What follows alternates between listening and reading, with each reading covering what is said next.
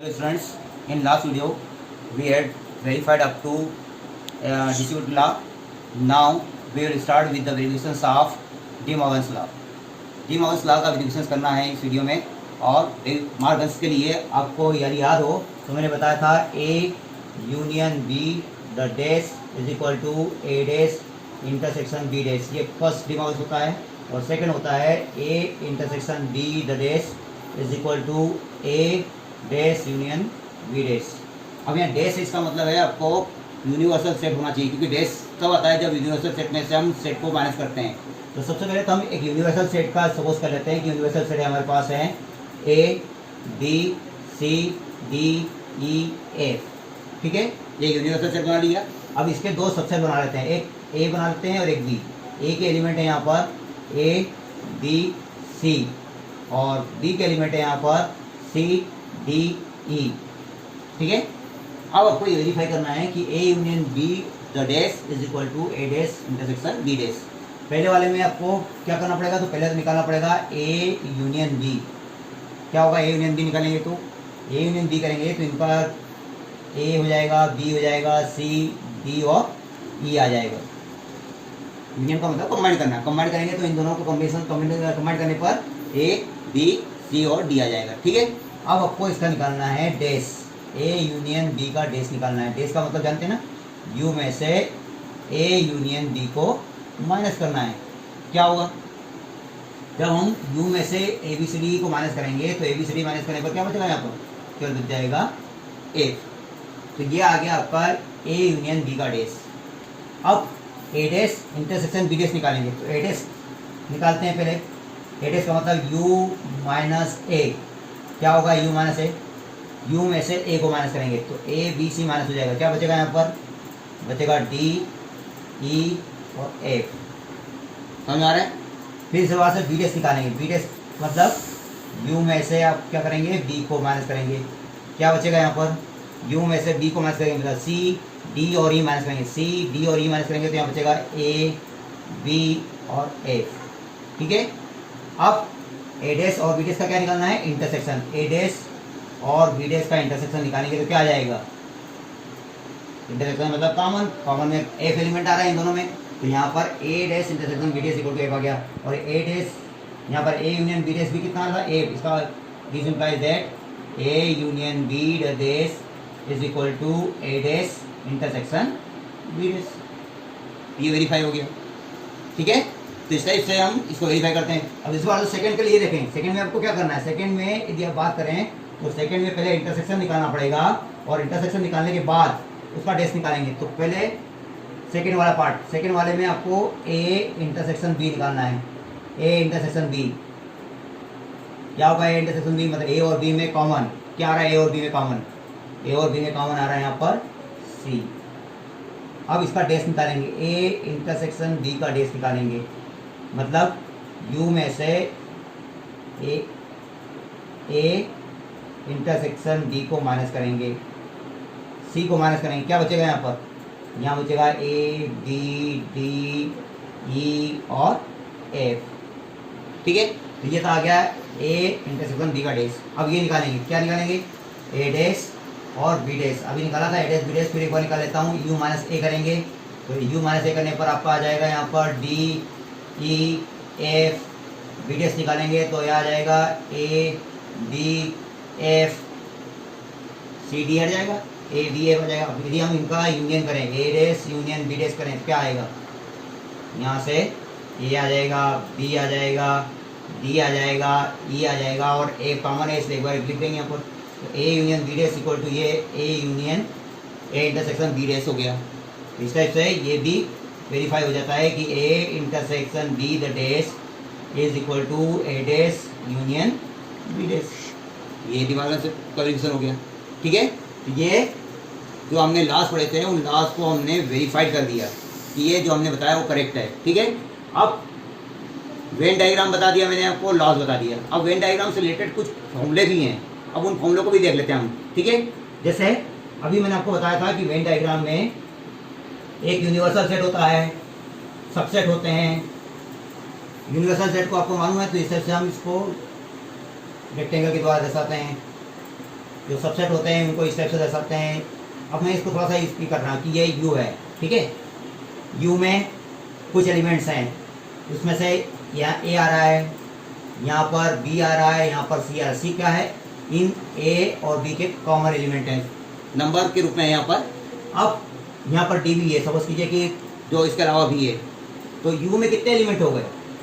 You में element हो गए ए बी सी और डी। यहाँ A B C D numbers को शो कर रहे हैं, नंबर्स ऑफ एलिमेंट्स को शो कर रहे हैं, ठीक है। ए के एलिमेंट क्या हो जाएंगे? ए के एलिमेंट हो जाएंगे यहाँ पर ए प्लस सी। बी के एलिमेंट क्या हो जाएंगे? तो बी प्लस सी। और ए इंटरसेक्शन बी के एलिमेंट क्या हो जाएंगे? सी। और ए यूनियन बी के एलिमेंट क्या हो जाएंगे? ए प्लस बी प्लस सी, ठीक है। और डी क्या है? तो डी जो है वह ए यूनियन बी कॉम्प्लीमेंट्री है। जो ए यूनियन बी का कॉम्प्लीमेंट्री है वह डी है, क्योंकि जो ए यूनियन बी के बाहर है, ठीक है। अब ये जो मैं बता रहा हूँ इससे एक फॉर्मूला भी बनता है। यहाँ पर फॉर्मूला है कि यदि आपको number of element in A union B निकालना हो तो number of element A union B is equal to number of A plus number of B minus number of A intersection B करना पड़ता है। ये एक रिलेशन है दो सेट के बीच, कि दो सेट के यूनियन के एलिमेंट जो होंगे वह इस फॉर्मूले से हम कैलकुलेट कर सकते हैं। ये फॉर्मूला भी यूज कर सकते हैं और ये जो प्रोसेस बताइए वेन डायग्राम, ये भी यूज कर सकते हैं। दोनों में से जो आपको इजी लगे। मैं दोनों से क्वेश्चन बताता हूँ कि आपको कौन सी मेथड इजी लगती है, फॉर्मूले से या फिर इस वेन डायग्राम से।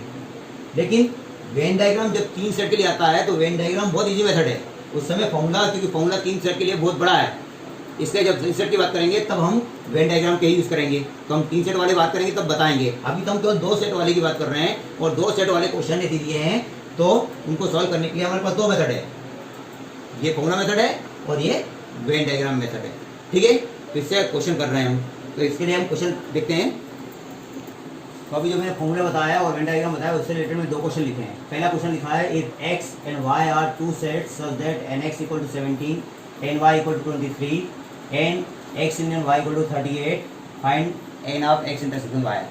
इसमें तो आप डायरेक्ट फॉर्मूला लगा कर सॉल्व कर लें। आपको फॉर्मूला बताया था अभी, formula n of A X union Y लगा देता हूँ, number of X plus number of Y minus number of X intersection Y. ये फॉर्मूला लगा कर लीजिए इसको। तो ये वर्ड फॉर्मूला जो दिया है इसको थोड़ा मैं आपको बता रहा हूँ दोनों मेथड से। दोनों मेथड मतलब आपको फॉर्मूला मेथड से भी और वेन डायग्राम से। पहले वेन डायग्राम से देख लीजिए क्या लिखा है यहाँ पर। In a group of 400 people 200 can speak Hindi and 200 can speak English. How many people can speak both Hindi and English and how many can speak only Hindi. मतलब 2 क्वेश्चन निकालना है आपको। ये पता करना है कि कितने जो पर्सन हैं वह हिंदी और इंग्लिश दोनों बोल सकते हैं और कितने ऐसे हैं जो केवल हिंदी बोल सकते हैं। पहले वेन डायग्राम से बता रहा हूँ आपको वेन डायग्राम से कैसे बनाएंगे। तो वेन डायग्राम मतलब ये आपका यू हो गया। इस यू के जितने भी मेंबर हैं वह हिंदी और इंग्लिश बोलते ही हैं। मतलब यहाँ पर या तो वह सेट ए में जाएंगे या भी सेट बी में जाएंगे। सेट ए मतलब हिंदी का और सेट बी मतलब इंग्लिश का। और सेट ए और बी दोनों मिलकर आपके पास है 400। अब उसमें से 200 कैन स्पीक हिंदी। अभी थोड़ा सा याद हो तो मैंने इसको नोटेशन दिया था। यहाँ पर जो हिंदी वाले थे वो ए, इंग्लिश वाले थे वो बी और 2 दोनों कॉमन थे वो सी। चलिए तो यहाँ पर हिंदी इंग्लिश के रूप में यदि हम नोटेशन के रूप में देखें तो हिंदी में आ गया आपका ए और सी, इंग्लिश में आ गया आपका बी और सी। कोई पर्सन बाहर नहीं है, मतलब इनमें सब आ जाते हैं। तो यदि हम इसको थोड़ा सा जमाएँ तो हमारे पास ए प्लस बी प्लस सी की वैल्यू दी है 400, ठीक है। टोटल 400 का दिया है। अब 250 स्पीक हिंदी, 250 हिंदी वाले कितने हैं? तो हिंदी में आपके आ गए ए प्लस सी 250, ठीक है। और फिर इसके बाद दिया है यहाँ पर 200 कैन स्पीक इंग्लिश, मतलब इंग्लिश के यहाँ पर हो गए B plus C equal to 200। अब ये 3 इक्वेशन दी है और इन 3 इक्वेशन के आधार पर आपको हिंदी एंड इंग्लिश मतलब आपको सी की वैल्यू निकालनी है। और साथ में how many can speak only Hindi मतलब ए की वैल्यू निकालना, मतलब आपको 2 वैल्यू निकालना है, एक तो सी की वैल्यू निकालना है और ए की वैल्यू। अब कैसे निकालेंगे? तो पहले तो इन दोनों को प्लस कर लीजिए। तो क्या हो जाएगा यहाँ पर A plus B plus 2c equal to हो जाएगा 450। ठीक है, और ये ऊपर वाली इक्वेशन को क्या कर लीजिए, इसमें से माइनस कर लीजिए, तो सीधे सी की वैल्यू आ जाएगी, कितनी आ जाएगी सी की वैल्यू 50। मतलब 50% ऐसे हैं जो Hindi and English both, this 50% can speak both Hindi and English. अब आपको क्या निकालना है, केवल हिंदी, ओनली हिंदी, ओनली हिंदी का मतलब ए की वैल्यू। अब ए कैसे निकालेंगे, तो यहाँ से निकाल सकते हैं ए प्लस सी, मतलब ए प्लस सी की वैल्यू आपको दी है 250, और यहाँ से हमारे पास सी आ गया है, तो ए कितना आ जाएगा, तो ए आ जाएगा 200, मतलब 200% ऐसे हैं केवल जो हिंदी ही बोलते हैं। ठीक है, तो ये था वेन डायग्राम के द्वारा। अब यदि हम इसको चाहें तो फॉर्मूला मेथड से करें, तो फॉर्मूला मेथड से कैसे करेंगे वो देख लीजिए। तो फॉर्मूला मेथड से सॉल्व करने के लिए आपको फिर आगे बढ़ इनको नोटेशन देना पड़ेगा। तो सबसे पहले आपको पता लगाना पड़ेगा कि हिंदी और इंग्लिश के यूनियन में कितने पर्सन हैं, तो वो आपको मालूम है 400 है यहाँ पर, 400 पीपुल। फिर नंबर ऑफ हिंदी के कितने मेंबर्स हैं यहाँ पर, तो नंबर ऑफ हिंदी के 250 हैं। ठीक है, फिर नंबर ऑफ इंग्लिश के कितने हैं, तो नंबर ऑफ इंग्लिश में 200 है यहाँ पर। ठीक है, अब हमें क्या निकालना है, तो नंबर ऑफ एच इंटरसेक्शन ई निकालना। पहले तो ये पहले हम फॉर्मूला लगाएंगे एच यूनियन ई वाला, H union E equal to n of H plus n of E minus n of H intersection E. ठीक है, यहाँ पर कितना है, तो ये 400 है, ये कितना है यहाँ पर, तो 250 है, इंग्लिश वाले कितने हैं, तो 200 है, और इसमें ठीक है। अब इसको सॉल्व करेंगे तो n of H intersection E कितना आ जाएगा 50। ठीक है, तो ये आ गया नंबर ऑफ पर्सन। इस फॉर्मूले से निकाल सकते हैं। अब तो हिंदी निकालना हो तो हिंदी निकालने के लिए क्या करना पड़ेगा, यदि हिंदी निकालना पड़ेगा तो उसके लिए आपको एच डैश निकालना है,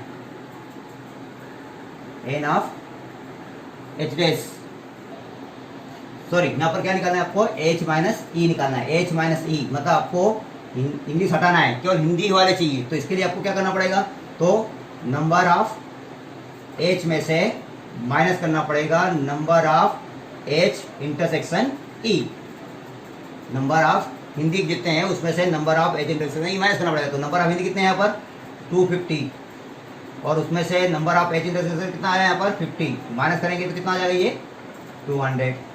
तो ये हिंदी वाले आगे केवल।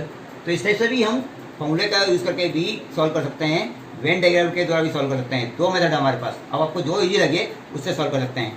तो ये था एक्सरसाइज 1.6 के लिए एग्जाम्पल्स। अब इस बेस पर एग्जाम्पल जो हमने बताया उसके आधार पर 1.6 के क्वेश्चन सॉल्व करने की कोशिश करेंगे। ठीक है, एक्सरसाइज 1.6। ठीक है, ओके, थैंक यू।